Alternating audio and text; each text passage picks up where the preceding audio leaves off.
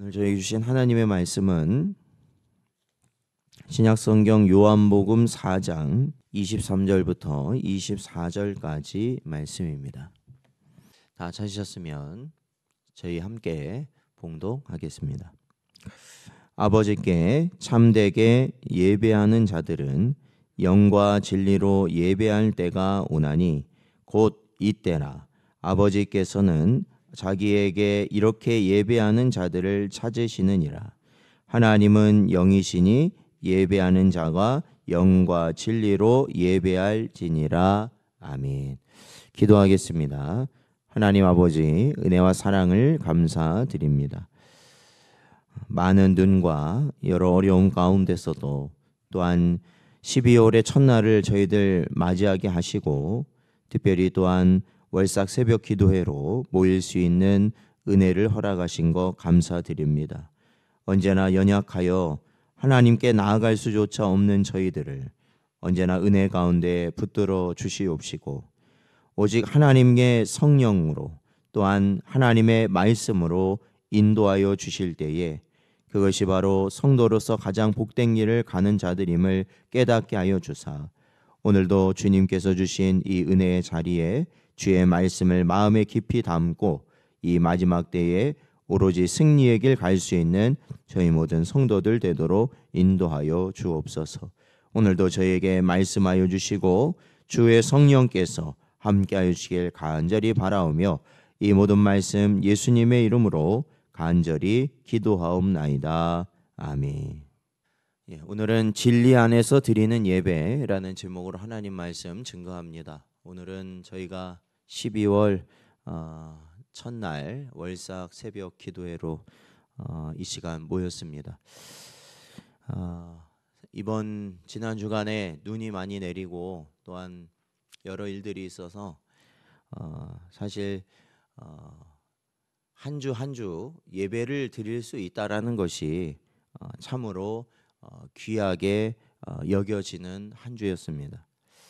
그러기에 이 마지막 때를 살아갈 때요, 저희들에게 중요한 건 그럴 것 같습니다. 사실은 이제 우리의 신앙, 우리의 구원의 길, 바른 길은 빠른 길도 아니고 또한 편한 길도 아니고 또한 넓은 길도 아니라는 것입니다. 예수님께서 말씀하신 것을 우리는 분명히 기억해야 합니다.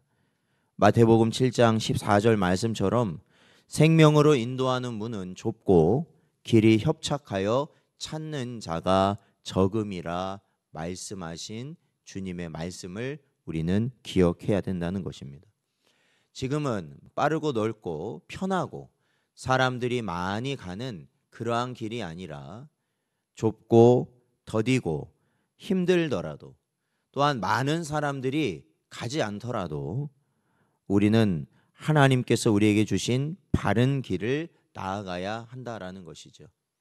그래서 단 1mm를 가더라도 그것이 바른 길이 되어야만 우리는 하나님께서 우리에게 허락하신 최종 목적지를 가게 되는 것입니다. 그래서 오늘도 저희들 어려운 가운데서도 주님 앞에 나와 오늘 예배 드리지만 이 길이 비록 고난스럽고 힘든 그러한 길이라 할지라도 조금씩 하나님이 원하시는 정도를 나아갈 수 있는 복된 여러분 되시기를 주의 이름으로 축원드립니다. 우리는 계속해서 이 월삭 새벽 기도회를 통해서 예배 진정으로 드리는 참된 예배를 어떠한 것으로 드려야 되느냐, 그 요소들을 저희들이 살펴보고 있습니다. 그래서 몇 달에 걸쳐서 저희들이 성령으로 하나님께 나아가야 된다라는 것을 저희들이 살펴보았습니다. 오늘 본문 말씀에서는 또 하나의 중요한 요소를 말하고 있는데 그것은 바로 예배라는 것은 성령 안에서 드리는 것과 함께 중요한 요소는 바로 진리로 드려야 한다라는 것입니다. 사실 예배는 단지 의무나 이행이 아닙니다. 그러니까 우리가 다른 종교들에서 보여지는 우상을 섬기는 종교들에서 보여지는 어떠한 이 예배라는 것이 의식적으로 끝나고 마는 그러한 것이 아니라는 겁니다.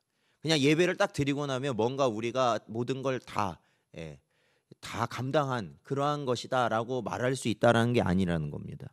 왜 그러냐면 예배라는 것은 곧 하나님의 임재, 즉 하나님과 만나는 시간이 되어야 하기 때문에 그렇습니다. 그러기에 하나님과의 만남이 없는 예배는 우리의 심령을 어떻게 만드냐면 더 공고하게 만듭니다. 더 굳어지게 만든다라는 것이죠. 그러니까 하나님과의 만남이 없는 예배는 드리면 드릴수록 마음이 굳어지고 더 하나님께로 나아가는 것이 아니라 반대로 가게 되는 그러한 일들이 일어나게 된다라는 겁니다. 그래서 하나님의 은혜에 대한 갈망을 잃어버리게 되고 기대하지도 않고 오히려 예배라는 단어, 즉 예배드리자, 이미 이 말 들으면 마음이 무거워지고 입에서는 한숨이 나옵니다. 꼭 예배를 해야 되느냐, 그런 마음이 자동으로 나오게 된다라는 것이죠. 그만큼 마음이 굳어지게 된다라는 겁니다. 그 결과는 그것이 왜 그러느냐면 하나님과의 만남이 없는 예배를 계속 드리기 때문에 그렇다라는 것이죠.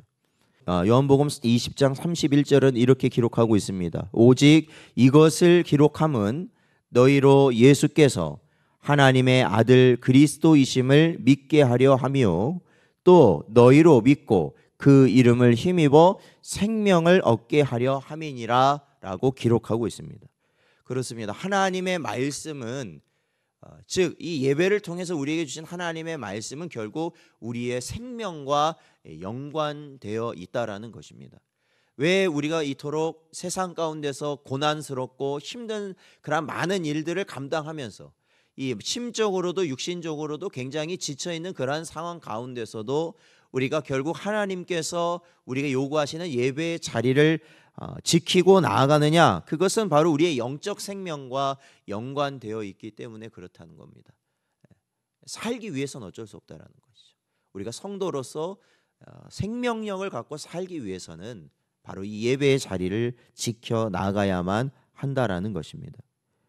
그러기에 하나님을 만나는 예배가 이루어질 때 우리는 참으로 성도다운 삶을 살아가게 되는 것입니다. 신자는 말씀을 통해 하나님을 만나게 되는 것이죠. 오늘도 이 시간 주시는 말씀을 통해 하나님의 음성을 듣고 하나님을 만나게 되는 여러분 되시기를 축원드립니다. 말씀으로 영혼이 깨어나면 우리는 깨닫게 되는 것이죠. 여러분, 이 진리가 없는, 말씀이 없는 예배, 이 말씀을 우리 마음 가운데 담지 못하는 예배가 얼마나 고통스러운지는 경험해 보신 분이라면 너무나도 잘 알 것입니다. 하나님의 말씀이 없으면 너무나도 고통스럽습니다. 진리가 없으면 너무나도 고통스럽다는 거예요. 마치 그 시간이 지옥과 같다라는 거예요. 지옥과 같다. 그러나 하나님의 말씀이 그 안에 들어가는 자는, 즉 하나님의 임재를 경험하게 되는 자는 놀라운 은혜를 누릴 것이라고 성경은 우리에게 말씀하고 있습니다. 히브리서 4장 12절 말씀을 보면 하나님의 말씀은 살아있고 활력이 있어 좌우의 날선 어떤 검보다도 예리하여 혼과 영과 및 관절과 골수를 찔러 쪼개기까지 하며 또 마음의 생각과 뜻을 판단하나니 라고 기록하고 있습니다. 하나님의 말씀을 제대로 받은 자, 하나님을 만나는 자에게는 바로 이와 같은 하나님의 말씀의 역사가 일어난다는 겁니다. 이것은 결국 누구를 대한다는 걸까요? 그 심령 골수가 쪼개지는 말씀의 역사를 누리는 자는 결국에는 하나님을 그 예배를 통하여 만났다라는 의미를 갖게 되는 것이죠. 오늘날 교회를 보십시오. 10년, 20년, 30년씩 예배를 드렸지만 회심의 징표조차 없는 교인들이 얼마나 많습니까? 직분을 가졌으면 무슨 소용이 있겠습니까? 예배의 맛을 모르는, 예배의 감격을 모르는, 하나님의 임재를 모르는 그러한 자들이 넘쳐나고 있는 시대라는 겁니다. 사실 참된 신자와 거짓 신자를 나눌 때 그 기준이 무엇이 되겠습니까? 물론 우리가 외형적인 것으로 이분은 어느 정도 신앙이 있구나, 아니면 이분은 아직도 신앙이 없구나, 그거를 우리 눈에 보여지는 것으로 어느 정도 판단하는 그러한 기준들도 있지만 그건 한계가 있습니다. 눈에 보이는 건 한계가 있어요. 그러나 우리가 이 예배의 자리에서 하나님 앞에 있다라는 것을 저희들이 인식하고 하나님께서 우리에게 물으시는 질문에는 우리가 우리의 중심으로 대답해야 된다라는 것이죠. 과연 너는 회심하였느냐라는 것이죠.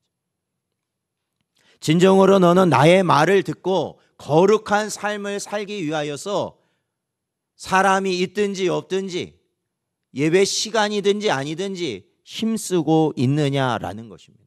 그 질문에 대답을 하셔야죠. 그 질문. 그것이 이루어지지 않으면 몇십 년을 우리가 예배 생활을 하고 또한 아무리 직분을 가지고 많은 일을 했다 하더라도 결국에는 무슨 처지에 처하겠어요. 안타깝지만 주님께서는 너희를 알지 못한다라는 말밖에 들을 수 없다라는 것입니다. 도무지 내가 너를 알지 못한다. 도무지 너를. 그러므로 하나님을 만나는 사람에게는요, 반드시 무엇이 있느냐?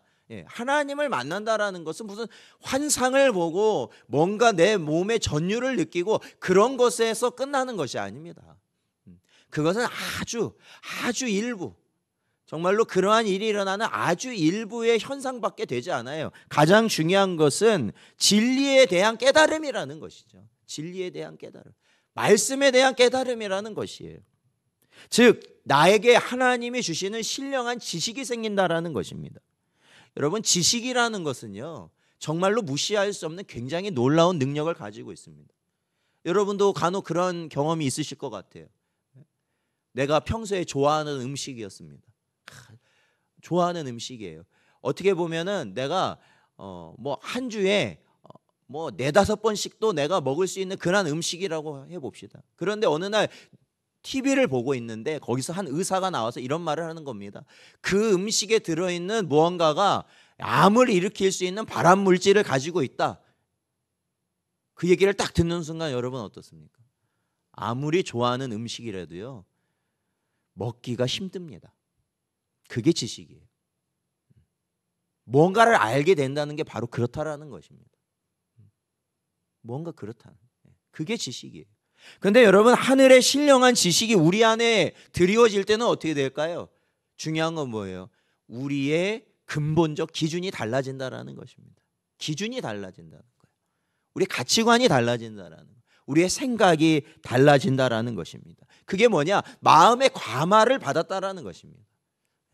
그게 바로 하늘의 지식을 받은 자의 모습이라는 거죠. 그래서 성경은 언제나 말씀으로 역사하신다라는 것을 우리에게 보여주고 있습니다. 아기 예수님께서 태어나실 때 하나님은 천사를 보내주셔서 알려주셨거든요. 그렇잖아요. 마리에게 천사를 보내주셔서 알려주셨죠. 근데 그 천사는 자기를 나타내기 위해서 그 자리에 온 게 아닙니다. 가장 중요한 건 뭡니까? 하나님의 말씀을 전하기 위해 온 것이죠. 마리아에게 뭐라고 전합니까? 내가 잉태하여 아들을 낳으니 그 이름을 예수라 하라. 즉 이 말씀을 전하기 위해 천사가 나타난 것이다라는 겁니다. 여러분, 요단 강변에서 예수님께서 세례를 받으실 때도 마찬가지입니다. 세례 받는 그곳에 하나님의 임재가 있으셨습니다. 그런데 그때 뭐가 있었습니까? 그 임재하신 하나님의 말씀이 들려졌다라는 것입니다. 이는 내 사랑하는 아들이요 내 기뻐하는 자다. 말씀이 나타났다라는 겁니다. 여러분, 부활하신 예수 그리스도와의 만남을 증거하고 있는 사울의 회심 기록도 마찬가지입니다. 여러분, 다메섹 도상에서 극적으로 사울이 바울이 되는 순간이 있지 않았어요? 예수님을 만나게 되는 그 순간이 있지 않았습니까? 거기서도 어떻게 해서 사울이 바울이 되었습니까? 다른 게 아니에요. 바로 주님의 말씀을 통하여 그가 회심하게 되었다라는 것이죠. 사울아 사울아 네가 어찌하여 나를 박해하느냐? 이 말씀을 통해 사울의 마음이 변화되었다라는 겁니다. 사랑하는 성도 여러분, 하나님과의 만남이 있는 곳엔 바로 하나님의 말씀이 있는 곳이다라는 것입니다. 만남은 하나님의 교훈과 함께 이루어진다라는 것이에요. 이것이 바로 어느 시간에 이루어질까요? 바로 예배입니다. 하나님 배우기를 원하는 것은 말씀하시는 하나님을 만나고 싶어하는 것입니다. 하나님을 만나고 싶어한다. 그건 하나님의 말씀을 듣고 싶어하는 거예요. 그리고 하나님의 성품을 깨닫고 싶어하는 그러한 중심, 그것이 바로 이 마지막 때에 우리가 참된 예배를 드리는 자로서 나아가는 우리의 중심이 되어야 한다라는 것입니다. 또한 그러기 위해 우리는 무엇을 지키는 겁니까? 우리의 예배의 자리를 지키는 거라는 겁니다. 제가 항상 말씀드리잖아요. 여러분 하루 24시간 현실적으로 살펴보십시오. 어느 시간이 가장 내가 말씀에 집중할 수 있고 내가 기도에 집중할 수 있고 하나님을 향해 집중할 수 있는가? 24시간 우리가 현실적으로 보자고요. 그렇다면 어느 시간이 가장 우리가 하나님께 나아가기가 가장 집중적으로 나아갈 수 있는 시간이냐? 다른 자리가 아니에요. 예배의 자리밖에 없다라는 것입니다. 그러니까 사실은 우리가 우리 교회의 공적 예배를 지켜야 되는, 그렇게 힘이 들어도 지켜야 되는 이유가 거기 있는 것이고, 혹여나 물리적으로 너무 거리가 멀어서 지키지 못한다면 그 주변에 있는 교회라도 가서 지켜야 되는 이유가 거기에 있는 겁니다. 말씀을 들어야 우리는 사는 거 아니에요?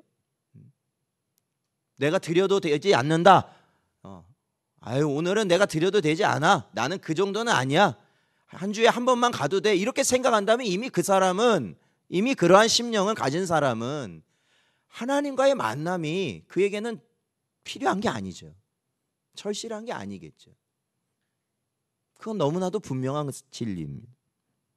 그래서 여러분, 우리가 성도로서 누릴 수 있는 영적 체험 가운데 가장 놀라운 것은 하나님의 말씀을 체험하는 것이.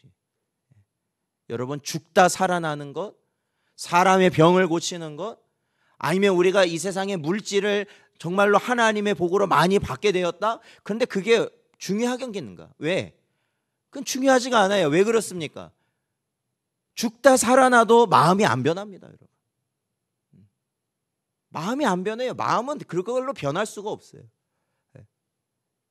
병을 고치는 능력이 있다? 그걸로 사람의 마음이 변할까요? 안 변한다라는 겁니다. 안 변해요.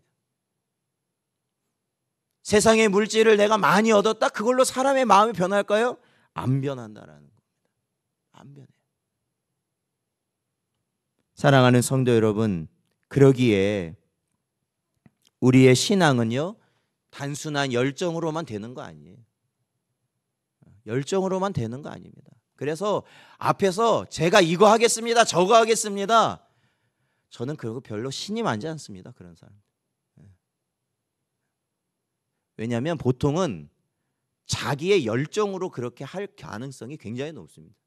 무언가 느꼈다는 거죠. 무언가 좋은 걸 느꼈으니까 제가 이거 하겠습니다 하는데, 결국에는 말씀이 없는 자들은요, 다 떨어져 나갑니다. 다 떨어져 나가요. 다 떨어져 나가요. 바울이 고백하잖아요. 바울이 말년에 그가 옥중에서 뭐라고 말합니까? 처음에 자기가 동역했던 많은 자들이 있는데 다 나를 떠났다는 겁니다. 이제 말년이 되고 보니까 다 떠났다라는 겁니다. 그겁니다. 그게 인생입니다. 그래서 오로지 말씀으로 그 심령이 변화되지 않는 이상은 아무 소용이 없다라는 거예요. 여러분, 그러기에 우리에게는 뭐가 필요해요? 분명한 하나님의 말씀, 즉 지식이 필요하다라는 겁니다. 여러분, 혹여 신령한 체험을 하신 분들이 있습니까? 중요한 것은 분명한 지식이 아니라면 마치 가을철 바닥에 떨어지는 이 바람에 굴러다니는 낙엽에 불과하다라는 것입니다. 말씀에 붙들리지 않는다면 아무리 많은 체험을 해도 참된 신앙으로 나아가지 못해요. 왜? 변화되질 않거든요. 변화되질 않아요. 내가 과거에는 이러했다 저러했다, 그 말 들어보면은 결국에는 현재는 못한다라는 말이 되잖아요. 그게 아무 소용이 없다라는 거예요. 그래서 여러분, 이 마지막 때에 저희들이요, 이제는 예배를 한번 드려도, 정말 하나님 앞에 예배를 한번 드려도 하나님의 말씀이 우리의 심령을 변화시키는 그러한 하나님을 만나는 예배가 되도록 여러분은 힘쓰셔야 된다는 것이죠. 그게 더디고요. 그게 나에게 무슨 어떤 아무런 소용이 없는 것 같이 느껴지시더라도, 어떻게 보면은 그것이 너무나도 힘들고 너무나도 어려운 그러한 모습이 된다 할지라도 말씀으로 변화될 수 있는 우리의 심령이 되도록 저희는 힘써야 한다는 것입니다. 그러기 위해서 저는 꼭 간곡히 부탁드립니다. 그것은 여러분이 예배의 자리를 지켜나가셔야 된다는 거예요. 다른 거 없어요. 다른 거 없습니다. 이런 이유 저런 이유 여러분 다른 거 없습니다. 결국에는 여러분이 하나님이 허락하실 때까지 예배에 힘쓰시는 거예요. 오직 그 길을 가는 자가 하나님께서 주시고 하나님께서 우리에게 허락하신 말씀으로 말미암아 승리하게 되는 복된 여러분 될 줄로 믿습니다. 이 한 달도 저에게 주신 말씀을 끝까지 붙들고 오직 주님 앞에 나아가는 복된 여러분 되시기를 주의 이름으로 축원드립니다.